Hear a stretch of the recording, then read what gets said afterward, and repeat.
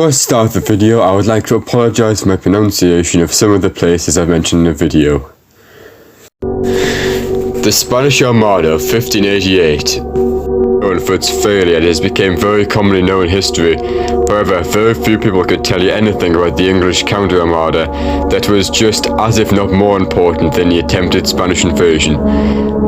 In April 1589, as a counterattack to the Spanish Armada, the English launched their fleet, trying to catch the Spanish off guard as their force had been massively cut down.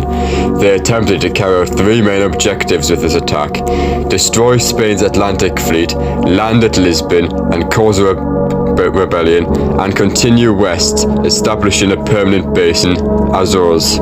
If possible, they wanted to capture the Spanish treasure fleet returning from America, but they could only do that after carrying out the first three objectives. Their long-term goal was to end the trade embargo with the Portuguese Empire, making them ally with Elizabeth, increasing her potential for trade and therefore her power. This would be difficult as the current King Philip was accepted as king, so the English supported the pretender Antonio, Prior of Cato, the last living heir to the House of Aviz. The plan was to launch the English fleet immediately, but they were too exhausted and unprepared, as fighting off the Spanish Armada was a difficult and costly task. To add to this, Elizabeth didn't have the money. Also, just like the Spanish attack, the English planning was very optimistic and unlikely to happen. There were contradictions between plans, but all of them were unlikely to play out. The main priority was the Spanish fleet. Elizabeth ordered it to be destroyed as a main priority. As seen on a list made on the 8th of April 1509, the fleet was made of royal galleons, English armed merchantmen, Dutch flyboats and other ships. Altogether there were around 180 ships, with each one having a crew of around 115 troops and mariners, 30 baggage, 10 horses, 10 vehicles, 2 munitions, 3 support and 7 pioneers. The list tells us that The list tells us that these ships were broken into 5 squadrons, led by Drake in the Revenge, Sir John Norris in the Non-Peril, Norris's brother Edward in the Foresight, Thomas Spencer in the Dreadnought, and Roger Williams in the Swifture. The fleet was manned by 23,375 people. On the 28th of April, the fleet set sail. Robert Devereux, Earl of Essex, ended up sailing with them, even though he had been directly ordered by the Queen not to. He hid on the Swifture when he was betrayed when Norris told the Queen's courtier Francis Knollys where he was hiding. However, before he was caught, the Swifture quickly set sail away from Knollys, and he couldn't be followed as the Swifture had gone missing as it had hit strong winds and went off track. The English fleet sailed without them, and the Swifture made plans to meet back at Portugal. Drake and Norris's first target was Santander, where most of the surviving fleet from the Spanish Armada were being kept, where they planned to destroy the Spanish fleet. However, the fleet commanders and investors wanted to land in Lisbon, so Drake chose to ignore both of them, as the winds meant they could get stuck in the Bay of Biscay, and chose to bypass Santander and go for Corona, a small fishing town in Galicia instead. It's not very clear why he did this, and the winds seem like a poor excuse. Historians believe he either wanted to set up a base there or raid it. Whatever reason, this was their first major error. While crossing the bay, 25 ships with 3,000 men deserted, including many of the Dutch who returned to England. Corona was almost defenceless except one large galleon, San Juan, which had 50 cannons, which was undergoing repairs, 2 galleys with 20 cannons each, and 3 smaller ships with between 18 and 27 cannons each. As well as this, the governor and garrison commander, Alvar Tronsko, led a combined force of 1,200 militia hidalgos and few available soldiers who had little combat experience. It was also protected by city walls. The English entered the Bay of Corona and disembarked on the 4th of May. Norris took the lower part of the town, inflicting 5,000 casualties and plundering the wine cellars and fisheries, while Drake destroyed 13 merchant ships. The panicked Spanish dismounted the guns from the San Juan to use on the English, then set the ship on fire. The English waited here for 2 weeks as the wind was blowing west, and used this time to siege the upper town. In between this, they had to dislodge Spanish attempts to carry on reinforcements through the bridge of El Burgo.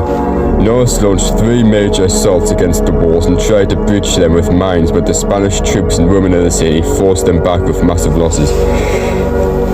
The Princess and Diane managed to avoid capture and slipped past the English fleet, resupplying the defenders. On the 18th and 14 days of sieging, the English heard news of the Spanish relief force on their way to Corona. Because favourable winds had returned, they abandoned the siege and ran away. The English had lost 4 captains, 3 large ships, and more than 1,500 men. Drake left without even loading up supplies. The next stop was Portugal, and on the way they met with Essex and the Swifture, which had found its way back to the fleet. Fortifications in São Juliano, Rios, Capis had been strengthened by May 20th, and Philip II's viceroy, Joan Goncalves de Antid, was tasked with recruiting local men to defend against the English. Also, Captain Pedro Encres de Guzman, Count of Fuentes, was ordered to bring a few Spanish companies. Meanwhile, Drake struggled against the wind. 3 days after leaving Corona, a southwesterly wind caused part of the fleet to drift towards Esta de Barras and the coast of Lugo, leaving it somewhat dispersed. It wasn't until the 24th of May that the bulk of the fleet managed to sail beyond Cap Finisterre, where they came upon Essex and the Swifture, then, with a favourable wind, headed to Lisbon. The next day, May 25th, just off the island of Boulogne, they spotted Cape Roca, indicating that Tagus estuary was not far off. By the end of the day, the fleet anchored in the Bay of Penice, where a war council was held. The next step in Elizabeth's plan was to arouse a Portuguese uprising against Philip II. The Portuguese aristocracy had recognised the latter as King Portugal in 1580, and thus added to the Kingdom of Portugal to the Hispanic monarchy. The pretender to the throne, who England supported, the Prior of Crato, was not the best candidate. He did not have enough support even to establish a government in exile, or much charisma to back his already dubious claim. Despite this, Elizabeth had agreed to help him in hopes of diminishing the power of the Spanish Empire in Europe, and for a permanent military base in strategic Azores, from which to attack merchant ships and to obtain ultimate control of the commercial routes to the New World. In the wake of their experience in Coruna, Drake and Norris clashed on how to achieve this next objective. Despite Drake having proven success against the Spanish forces, whereas Norris had none, the fleet went with Norris's plan. They would land in Penice, then march 70 kilometers south to attack Lisbon by land, while Drake attacked from the sea. This was the fleet's second major error. On the 26th of May, Drake arrived at Penice. Tate had marshalled just over 400 troops in preparation for the fleet's arrival.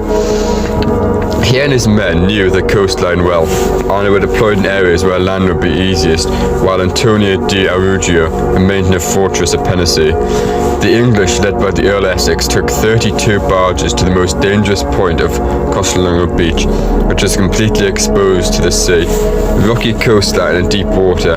14 barges foundered, the other was smashed against the reefs. 80 men drowned, but the English managed to establish a beachhead where the first skirmish took place. Captain Benavides immediately engaged some 2,000 invaders with 100 men. Ateda brought his 400 men, and the Captain Blas de Jersey added another 80, while Pedro de Guzman stayed in the rearguard. Aid led 3 bloody charges. afterwards making an orderly withdrawal, leaving 14 Spaniards dead on the battlefield. Atayde and Guzman headed for the fort of Pinasi and discovered it was surrounded by the English. The only way out was to withdraw in the direction of the village of Antoqui de Balaria and the fields outside the town. They camped for the night. The English had swept like a hurricane and had landed 12,000 men in a matter of hours. The English offered terms of surrender to Captain Araujo, commander of the Pinasi fortress garrison, who responded he would only surrender to the pretender Dom Antonio, which he did. The same day, Archduke Albert ordered Alzonia de Bazin to bring 12 galleys with more infantry to San Giulio. During the night, the men recruited by Atayde deserted. The Spanish had their doubts about their Portuguese allies. They weren't exhibiting the expected favour against the invaders. There was no love lost regard to the Prior of Cato. He not only squandered the Portuguese crown jewels, which he took with him when he fled the country, but he promised to Elizabeth the subjection of the Portuguese Empire along with a permanent pecuniary payment. The impression made by the return of the pretender with an enormous invading army was conflicting. The Portuguese didn't rise up in revolt and joined the ranks as Dom Antonio had promised, but they weren't eager to be a part of the Spanish resistance either. The next morning, Captain Gaspar de Alcorno led his Spanish cavalry on a surprise attack against the English flank, capturing a few prisoners, whereupon Guzman withdrew to the fortress of Torres Vedras and set Atayde to report to their Archduke in Lisbon. Norris had stationed 500 men with 6 ships in Pinasi. Then the English began their long march to Lisbon on the 28th of May without artillery or baggage train, making provision problematic. But Don Antonio assured them that the locals would provide whatever the army needed. The English had very strict orders not to upset the inhabitants, but housebreaking and pillaging was rife once clear of Pinasi. Norris ordered Captain Crisp, the Provost Marshal, to hang the perpetrators, including the officers. As they approached Torres Vedras, Guzman and Don Chalo Bravo, who brought more cavalry and infantry, withdrew to Enzurax dos Cavaleiros, some 2 leagues away, while Antron stayed behind to harass the enemy and report on their actions. Dom Antonio made his triumphal entry into Torres Vedras on May 29, with much fanfare from the people. The English commanders and nobles noticed something was off. They realized that Portuguese nobility were not amongst the revelers. In fact, they were nowhere to be found. These were precisely the individuals who, among the conscripts, would set the example for the population to rise up in favour of the Prior of Cato. The English pressed Cato about provisioning, whereupon the latter had said soldiers to fetch the law. The Gaspar Camillo lived nearby and put him in charge of providing the army.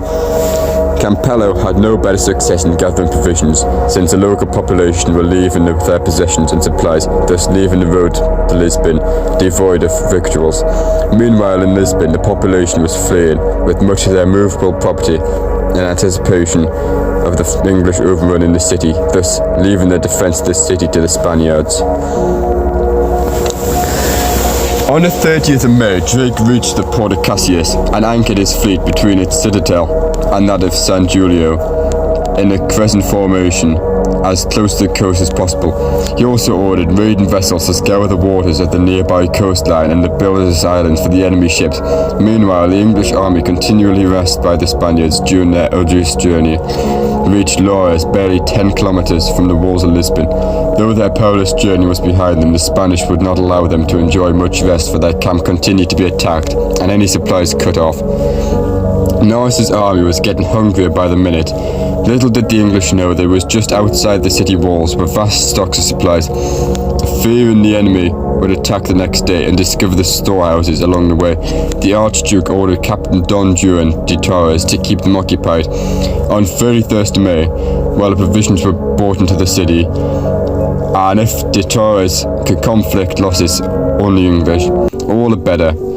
Through the Spanish tried to coax the English into coming out of their trenches, the latter wouldn't move. Meanwhile, so as to deny the English any provisions, what remained from the storehouses after bringing what they could into the Lisbon was set ablaze. Because the English were not willing to come out and answer Spanish calls for battle, Captain Julius de Torres, Sancho Bravo, Gaspar de Alcalá, and Francis Malo selected 200 elite troops supported by some cavalry and carried out a camisado.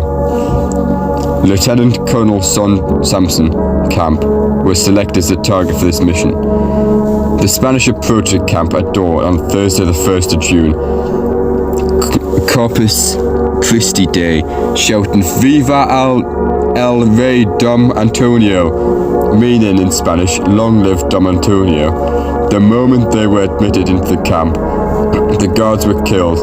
Then several soldiers sleeping in their tents were killed before the alarm was shouted. The English hurriedly formed a makeshift defense line where their compatriots were being massacred. Harvey's fire erupted on both sides, and Don Juan de Torres was wounded in the arm. He died from it 3 weeks later. The Spanish made a hasty retreat, suffering a few casualties. While the English continued to rest and starve, the men found the weather too hot and exhausting. Many were weak from hunger, sick and injured, and needed to be carried on bandaged mules and stretchers made from pikes. The Archduke called a war council.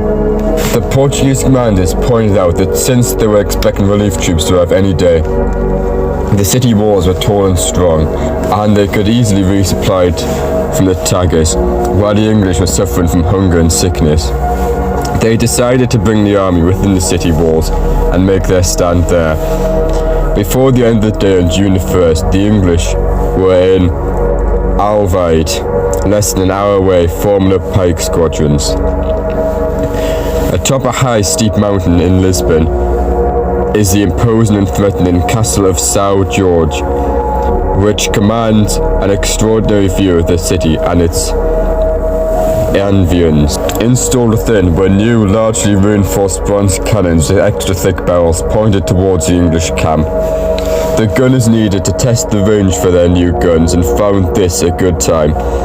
Just as the English rearguard was leaving Alvide on the 2nd of June, the vanguard came within 2,000 meters and the guns were fired, causing surprise and inflicting casualties for Norris's army. They quickly realized they'd been contended with this threat for as long as they were within the range, so a more suitable route with the better cover was chosen to approach the city. Meanwhile, the Spanish had set fire to the houses built adjacent to the city walls, thus forming a makeshift bulwark and bazan, which was ordered to bring 12 galleys from San Juan to the city. The English found a suburb that was suitably protected from the castle's artillery, and that of a gateway where they camped for the night. The rest was unsettled by a Spanish sortie, leaving some English casualties in the field.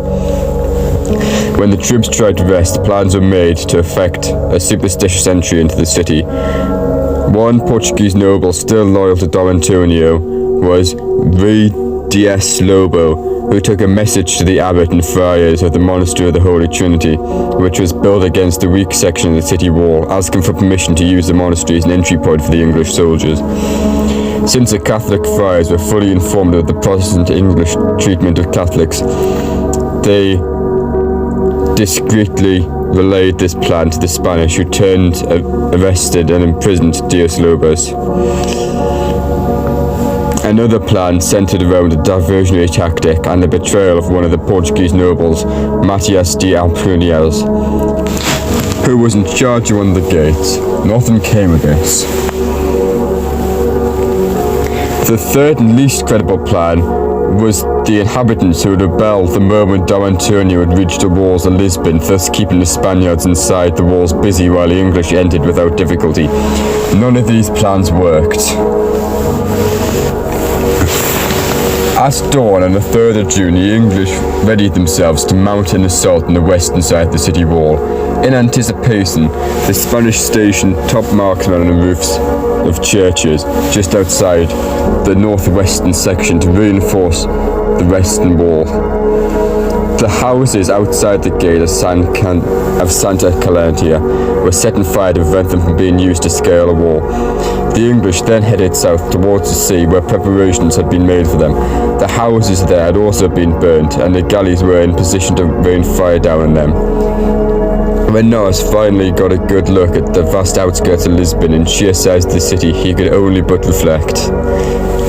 He had no artillery to smash through the wall, nor scaling ladders to climb over the wall. In fact, he had no siege equipment of any kind. Moreover, his army's numbers were decreasing from hour to hour, and those able to fight were weakened by hunger. The expected uprising by the Portuguese loyal to the Croato never materialized, and Norris reluctantly admitted to himself that this campaign was a failure. The only option was to go on the defensive and withdraw to their trenches. This was the moment where the table turned and the Spanish went on the offensive. 3 simultaneous attacks were launched by the Spanish. One of the nearest trenches in the very streets of the suburbs were one of the rear guard and the cannonade from the castle of São Jorge. The English suffered hundreds of losses, whereas the Spanish left 25 dead. The Spanish were expecting several thousand reinforcements on forced marches to arrive at any time, and were continuously resupplied via the river, whereas the English were out of powder and match. The latter spent the day on the 4th of June burying their dead and planned a clandestine nocturnal retreat to Caxias. To deceive the Spanish, they lit several bonfires in the campsite and kept them lit while a bulk of the infantry quietly ran away along a route away from the water and away from the main roads so as not to be discovered. Meanwhile, the Archduke planned a feint attack on the English camp because it seemed really peculiar to him that they hadn't made any offensive moves that entire day. He ordered that at midnight, the men in the galley sent 2,000 lit match cords on skiffs to land on the shore near the English camp. Normally lit match cords at night would give away one's position, but in this case it was intended to make the English believe they were about to be attacked. It was purely a coincidence that this ruse resulted in the enemy thinking the retreat had been discovered, causing them to make a disorderly haste. As dawn broke on the 5th of June, Bazien's galleys spotted the enemy movement and opened fire, which awakened Lisbon. Upon determining that the enemy withdrawal was complete and not a trick, the Spanish set out in pursuit. The galleys followed the English infantry, firing all the while. When they approached Caxias, Sancho Bravo and Alconia attacked the English column, inflicting hundreds more casualties. When the English completed the march from Lisbon to Caxias, they lost about 500 people along the way. On the 6th of June, the Count of Fluentes marshalled an army in Lisbon to march on Caxias so as to inflict as many casualties as possible. They spent the night in Orius. When they reached the English trenches in the morning of June 7th, they were met with cannon fire from Drake's fleet. A council of war decided it was a bad idea to launch any sort of direct assault on the English on the way back to Lisbon. Fluentes stopped off at the castle of São Julian to consult with Bazan. They arranged to keep the enemy isolated to Caxias, essentially besieging them. On the morning of the 8th of June, the Earl of Essex, champion at the bit, achieved glory, and angry with the lack of success of the slow spineless army, arranged to have a trumpeter bring to the Spanish a message challenging them to open combat. The message read, "We, the generals, Drake and Norris, and the Earls of such and such, having been informed that the Count of Fluentes, General of the Kingdom of Portugal, and others on his side, have said that we retreated and fled in secret from Lisbon, and not in the manner of an army intended to fight, hereby state that we have not fled, so that it may be known by our deeds that we are ready and willing. We are sending you this trumpeter without challenge, and informing you that we await you on this field of Orius to offer battle until the end of the day." The message was shown all courteous in accordance with the rules of hospitality, then sent back with the message being unopened. Shortly thereafter, the most important Portuguese aristocrat, Don Tudios II, 7th Duke of Bragança, arrived in Lisbon with 20 noblemen, including his brother. Dom Dwelaki here, Marcus of Frekica, and his personal guard of 70 harbingers and 200 lanciers and 1,000 infantrymen. His arrival not only brought reinforcements to defend Lisbon, it also solidified the Catholic Union, while leaving Dom Antonio looking a little more like a fugitive. While Drake was anchored in Cassius, he seized several wheat-laden Euroclass, giving him a veritable inexhaustible supply source. They engaged the nearby mills to grind wheat into flour from which bread was made. On June 9th, Fuentes sent Captain Francisco de Valesco with a small division of infantry and cavalry to destroy those mills, eliminating the usefulness of their vast amounts of wheat for making bread. They resorted to boiling the wheat in order to eat it.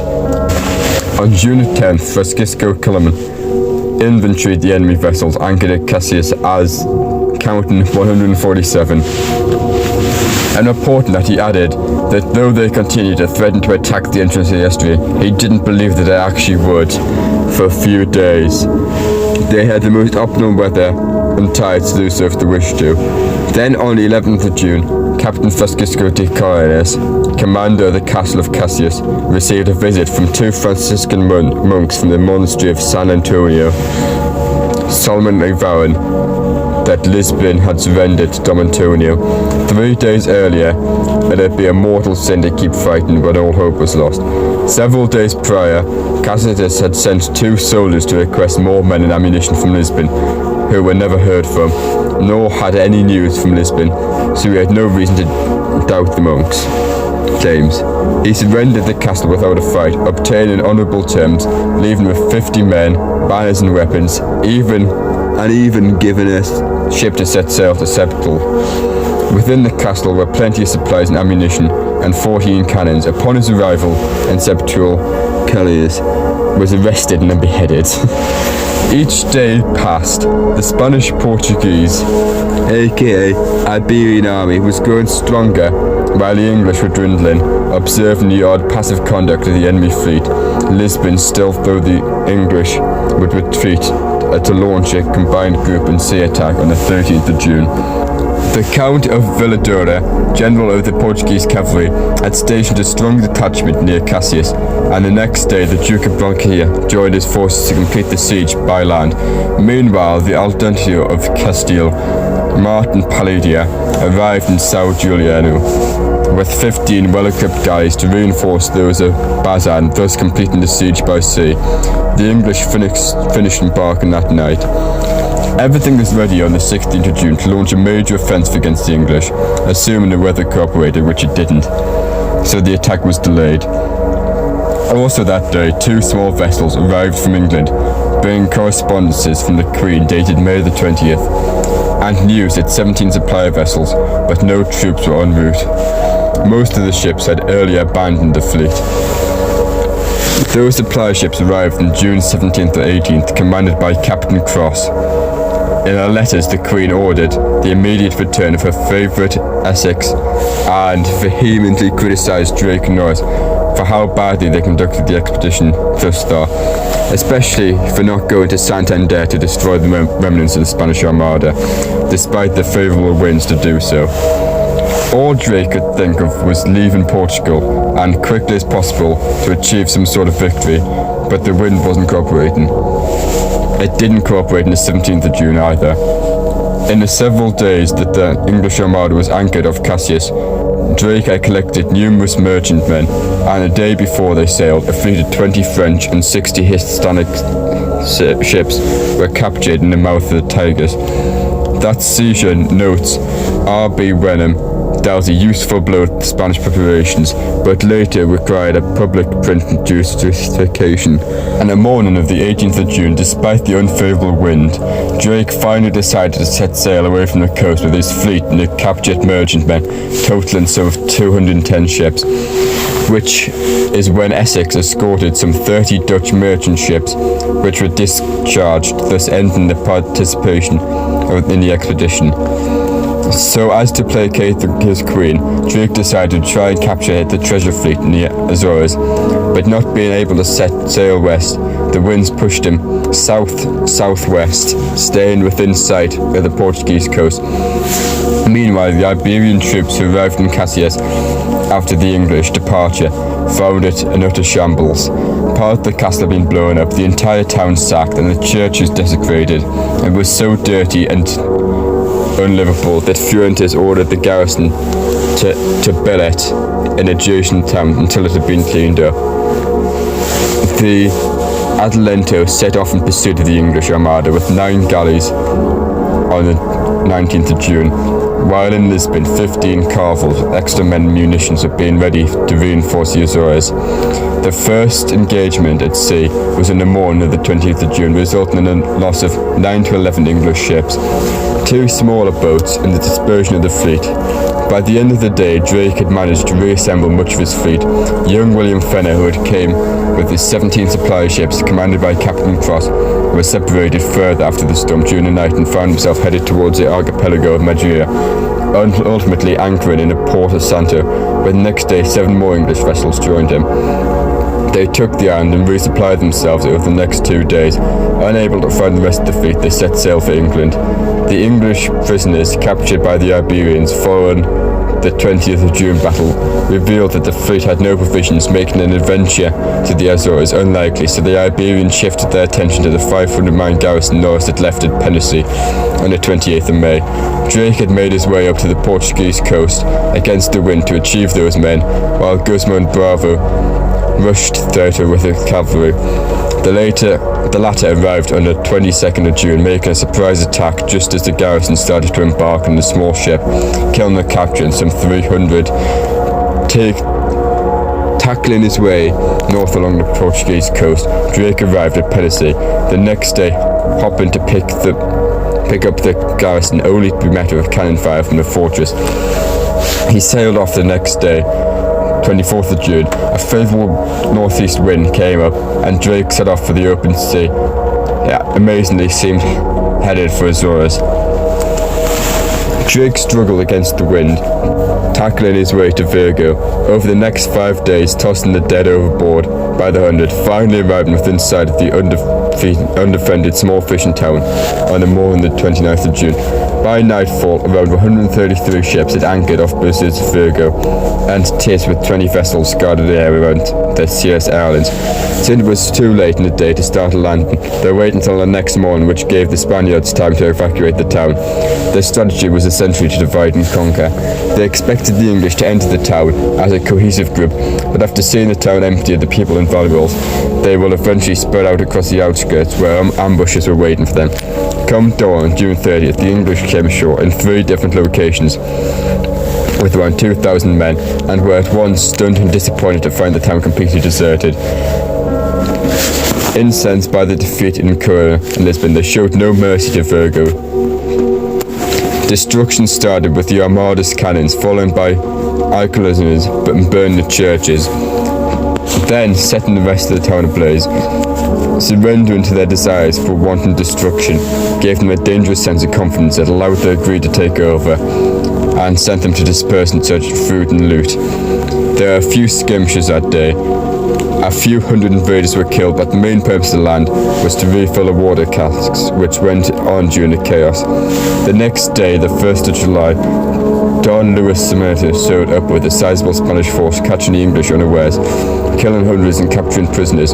Drake quickly ordered his men to re-embark. They sent a dispatch promising to leave the estuary without causing further harm on condition the prisoners were returned. When the Spanish commander saw the totality of the devastation, he had the prisoners hanged within views of the fleet and challenged Drake to send more Englishmen so he could hang them all. The next morning, Drake sailed out the estuary, with most of the fleet leaving Norris behind with some 30 vessels, as he was further up the waterway and couldn't make it out before a storm hit. 2 of Drake's ships were captured that day. 1 ran aground and 2 more were smashed against the rocks near Cangres. On the 3rd of July, Drake still struggled against the wind on his way to Fischer, while Norris, still anchored off Sierra Islands, had the artillery removed from this ship that ran aground and then set it ablaze. The latter was able to leave CS on July the 4th. Spain saw the last of the English fleet on the 5th of July as it struggled against the wind to go back to England. Captain Diego de Almeida was dispatched from Santander with a faliure of Sabres to chase the English fleet nearby back to its home shores. From this point on, it became more difficult to follow the path of the Armada, since information is only available for a small number of vessels. But what there is shockingly grim. Thomas Fenner's 500-ton dreadnought set off with nearly 300 sailors and returned with only 18 fit to work. The rest were dead or diseased, including Fenner. Of the crew of the Griffin, the Lubeck, only 5 or 6 men were well, but too weak to hoist the sails. The rest were dead, including the captain, or diseased. Out of the 50 soldiers who were aboard, 32 or 33 had to be cast overboard. 2 more died as they landed in Sandwich. Drake's flagship, the Revenge, sprung a leak from the storm damage and almost foundered as she left the remainder of the fleet home to Plymouth, where she docked on the 10th of July. Norris landed in Plymouth on the 13th of July and immediately conspired with the Earl of Essex and Anthony Ashley to cover up the extent of the disaster, and even go so far as to try to spin it into a triumph. The next day, Norris sent a letter to Washington admitting the failure and drawing the latter into the conspiracy, thus making him a co-conspirator. On July the 17th, a reply to the falsified reports arrived from Elizabeth, expressing her delight with the happy success of the expedition. Following Norris's initial report, a cascade of propaganda erupted immediately, with the most detailed account, in English, written in the form of a letter by an anonymous participant, published in 1586. A true copy of a discourage written by a gentleman employed in the late voyage of Spain and Portugal, which unabashedly set out to restore the credit of the participants, but it could not conjure away the utter failure of the campaign. Because the English Armada was such a big failure, you may not have heard of it, because the English tried to cover it up. And that is why it's not as big a historic event as the Spanish Armada is. And this just shows how poorly it went, that they had to try to erase them from history. If you enjoyed this video, please like and subscribe, as you probably will enjoy more of my videos. This has been a bit of a long video, and I would like to apologise for anything I've mispronounced, or if I've said something totally wrong. I don't speak Spanish, but thank you. If you want me to cover a topic, please feel free to leave in the comment section below, as I would love to see that you care. Thank you.